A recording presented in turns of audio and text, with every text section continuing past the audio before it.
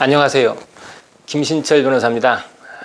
오늘은 개인회생 신청하실 때 관할 법원이 어딘지, 어느 법원에 신청서를 제출해야 되는지 알아보겠습니다.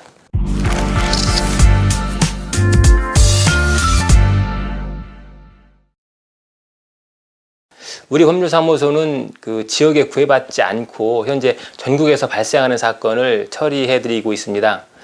요즘은 전자소송 제도가 잘 갖춰져 있어서 서류만 완벽하게 준비된다면 당일 접수가 가능하고 또 사건 번호도 접수와 동시에 부여가 되기 때문에 전국 어디에서 의뢰하시든 사건 진행하는데 아무 문제가 없습니다.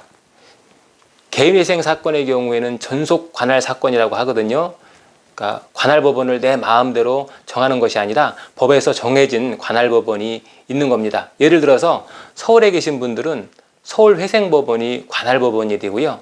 충남도와 세종시, 대전 이쪽에 계신 분들은 대전지방법원이 관할 법원이 되는 거죠.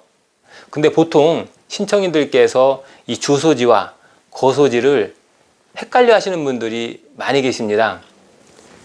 주소지는 대개는 주민등록 등본상 전입신고가 되어 있는 곳을 말한다라고 보시면 되고요. 이 보통은 주소지와 거소지가 동일한 경우가 대부분이지만 실제로 보면은 빚독촉에 시달리다가 전입신고가 된 주민등록지와 다른 곳에 이주를 하시고 주민등록을 그대로 이주 안 하는 경우가 많이 있어요. 이때는 살고 계신 곳을 거주지라고 하는 거죠.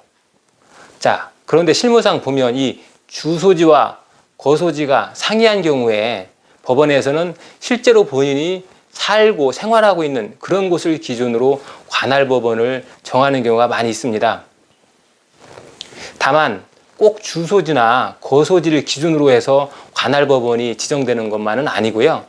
직장 주소지와 같이 그런 곳들도 관할 법원으로 정할 수 있습니다. 채무자 회생 및 파산에 관한 법률 3조를 보면은 이 관할 법원에 관해서 채무자의 보통재판적이 있는 곳, 보통재판적이라고 하면 주소지나 거소지를 말하고요.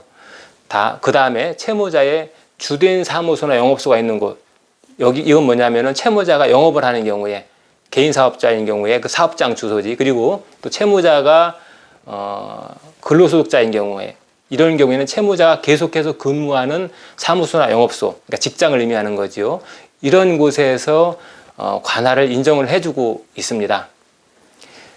그 밖에도 채무자와 연대보증의 관계에 있다거나 또 혼인 관계에 있는 사람, 이렇게 복수의 사람 중에 한 명이 먼저 개인회생 사건을 접수하고 그 뒤에 나머지 사람이 접수할 때도 종전 사람에게 생겨난 그 재판 관할을 뒤에 사람은 이미 원용할 수가 있다는 거죠. 그래서 부부 중에 한 명이 예를 들어서 서울법원에다가 접수했다라고 하면 나머지 한 명도 대전에 살아도 서울법원에 접수할 수 있다, 이런 소리입니다.